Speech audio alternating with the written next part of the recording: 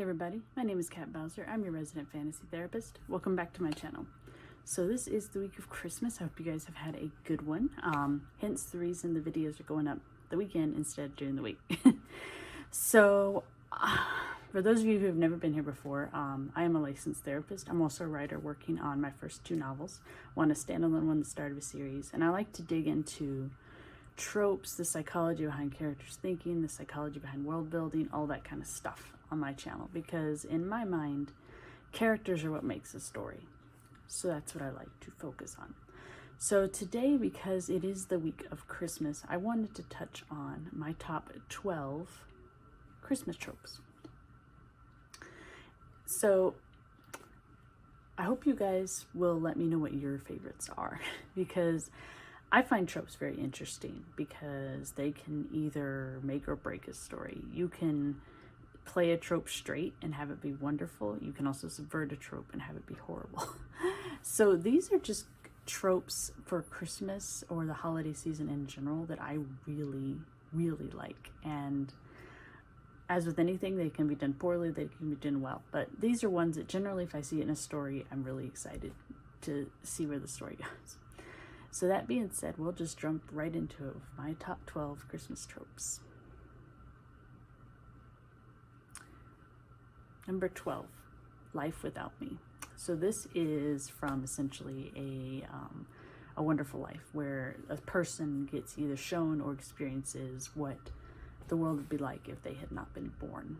And I think this is fun because it's an alternate reality, which is always a lot of fun because you can have things happen that didn't usually happen and see essentially all the domino effects.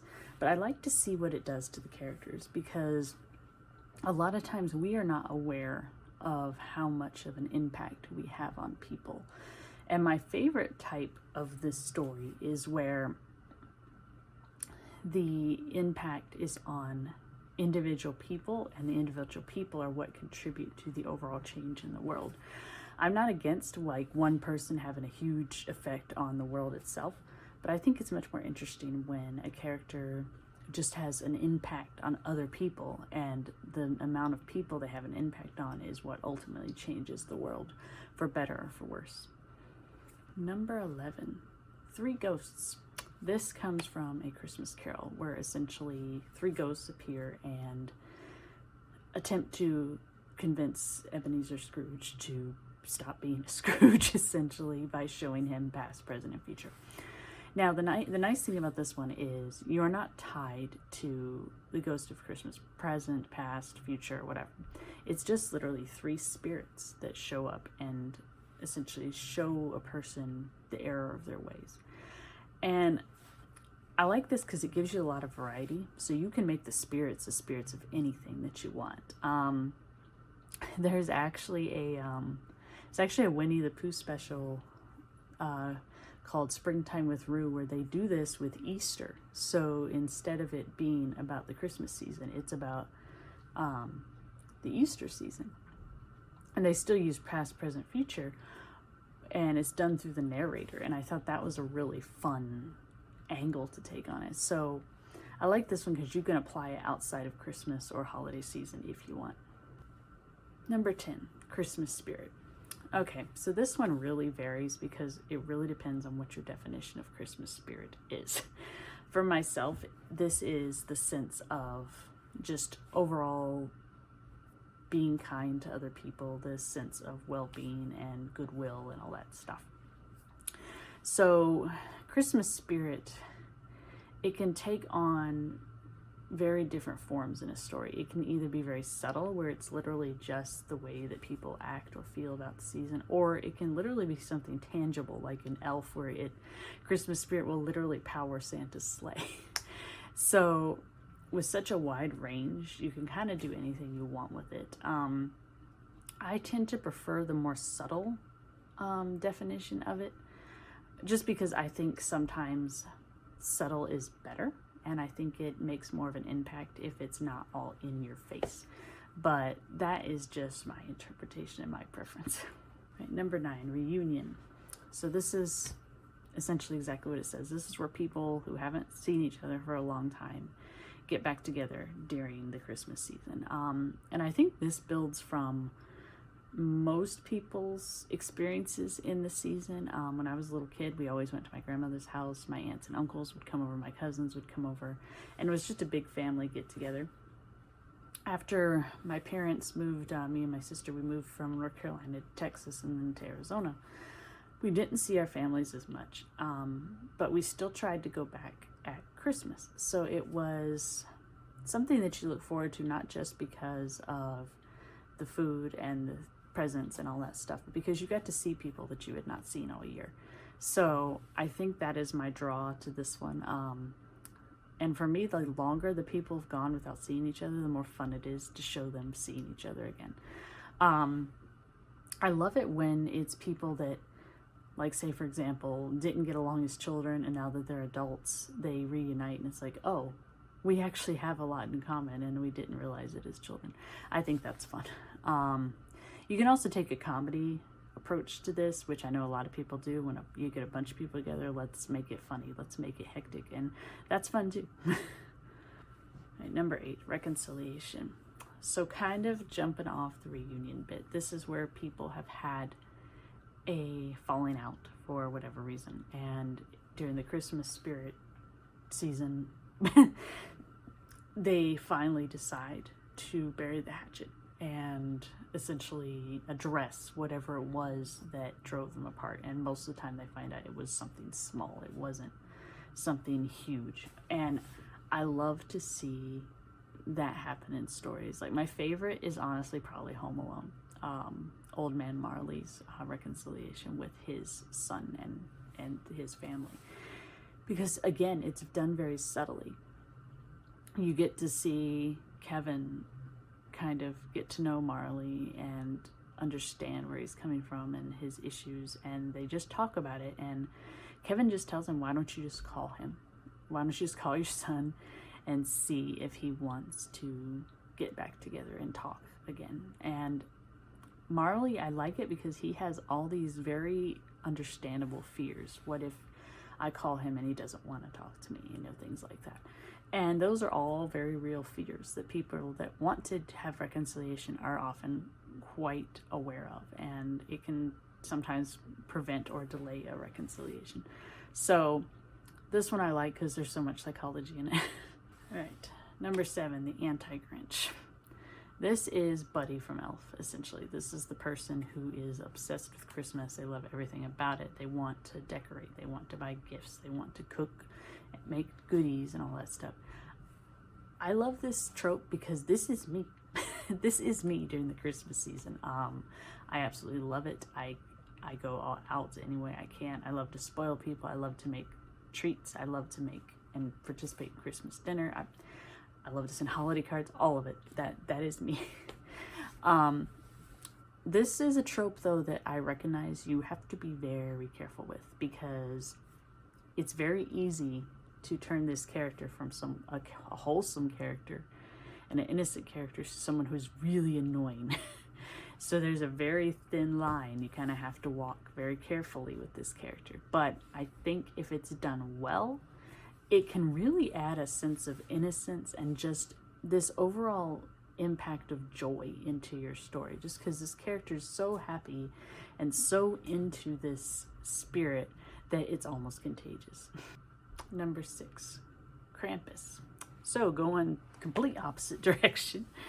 Krampus, for those of you who don't know, is a legend of essentially this creature that comes at Christmas time and takes naughty boys and girls.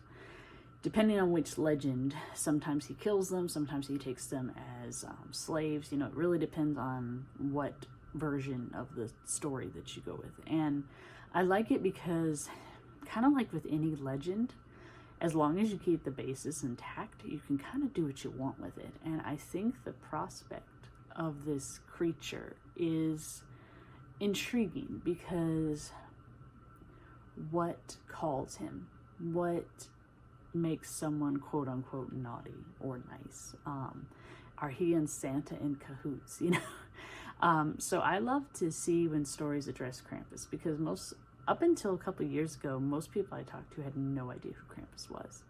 Now they've been starting to do a few more movies and stuff with him. So he's starting to get a little more exposure, but I'd really like to see more done with him, because especially I do like horror, and I think he really lends himself to a horror story. Right, number 5, the badass Santa. So this is the Santa who isn't afraid to get his hands dirty to do what he needs to do. This is the Santa that is out there to protect children and ensure that they essentially have a Merry Christmas. And if that means he has to get physical, he's going to get physical. I think Rise of the Guardians is probably the best example of this, where you have a Russian Santa with tattoos on his arms, and he isn't afraid to get in there in the fight. And I don't know, I love characters in general when it's an elderly character that can still kick ass. I think that's a neat angle, especially because you're talking about, most of the time, a character who is immortal, or at least has some form of magic, and that always lends itself to fun fight scenes and things like that. So it's a fun interpretation on Santa without abandoning all the things that we think about when we think of Santa. All right, number 4, snow. I know those of you who have lived back east are like, I'm so sick of snow, please take my snow. I live in a desert, so we don't usually see snow. I've lived here since '94, and I think we saw snow once, and it melted before it hit the ground. Now, you can go up north and see snow, but I don't generally want to drive 2 or 3 hours during the holiday season. So for me, snow is just, I don't know, I think it's because most of the holiday specials and stuff always use snow. So I'm aware it's overdone. I still like it. I love the atmosphere it sets. Like, even if there's not snow, I always want Christmas to be cold, because to me, it's a total winter holiday. So I like it to be cold. So snow just adds to that. And as miserable as it can be to live in snow and have to deal with it every day, I think on holidays it is beautiful, and it can create this wonderful atmosphere. So guilty pleasure, I guess. All right, number 3, the miracle. So this one, most of the time people will call it the Christmas miracle. I don't restrict it to that, because this can be in a story that has no holiday. It can be in a story about Kwanzaa or Hanukkah or winter solstice or whatever. Because the thing I like about this is it's not necessarily the faith system that produces the miracle, although it can be. It's just the season itself. And I really think that's interesting, because there's just this almost magical feeling to the season, so that things like miracles can occur. And I just like it. I think that there is some weight to not always explaining everything in a story. And I think miracles are one of those that you don't necessarily have to explain them. The explanation is that it's a miracle and that you don't understand why it happened. I think I also tend to, I don't know, I love the idea of miracles. My husband, his little sister was actually born with 2 holes in her heart, and they were going to go in and do surgery on her heart to repair it. And the night before the surgery, they had members of their church come in and just pray over her, and like for hours pray over her. And when they went in the next day to do the surgery, the biggest hole had closed up, had completely closed up. The new tissue had grown. And the doctors said, they went over all their previous tests and everything. They said, could we have missed this? Possibly, but it's very slim chance that we missed it. But they said, we have no explanation for it. And I think that putting things like that in your story is fine when things like that do happen. There are things that happen that we don't understand, and that we probably will never understand. So I don't think it's necessarily quote unquote lazy writing to put it in your story. I just think you have to be careful not to do it all the time. Number 2, Christmas elves. So I have come around to so where I do like elves a little more than I used to. I still prefer dwarves, but I do like elves. But I think the reason I like Christmas elves is because they're like someone took elves and dwarves and put them together. Because they're these immortal creatures that are also craftsmen. I really like the take that the Santa Claus with Tim Allen had on them, and that they are youthful, they are young, so they look like Tolkien's elves, but they have the skill set of dwarves.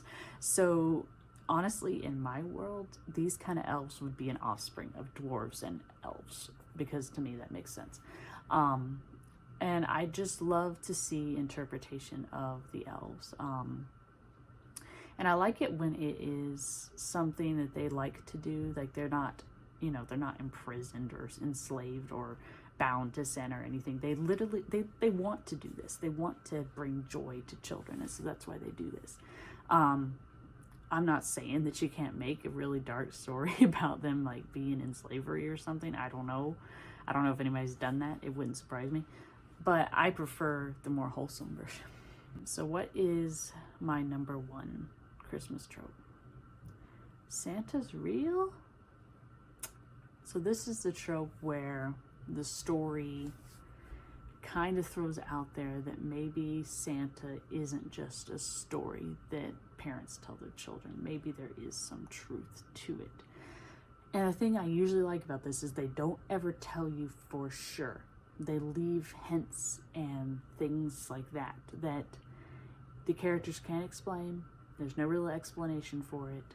It's just, it kind of happens. Like, for instance, one of my favorite instances of this is in Darkwing Duck, their Christmas special.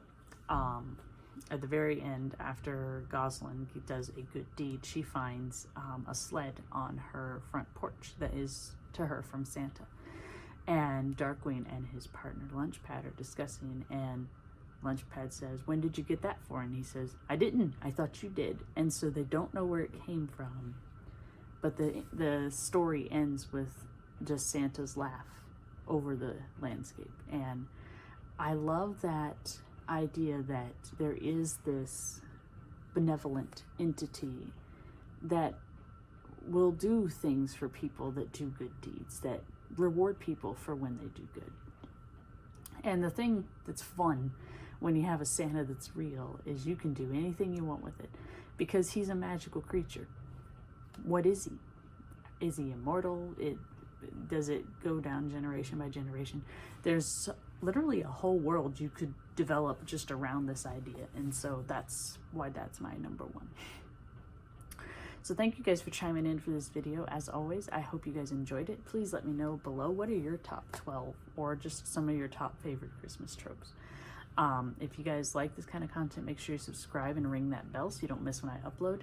Because of the holidays, it's been kind of a weird schedule, but I generally try to do twice a week, and hoping we can get back to that now that the holidays are coming to an end. I don't really do New Year's, so I hope you guys have had a great holiday if you celebrate. If not, I hope you had a great day regardless. And until next time, stay safe, have a good one.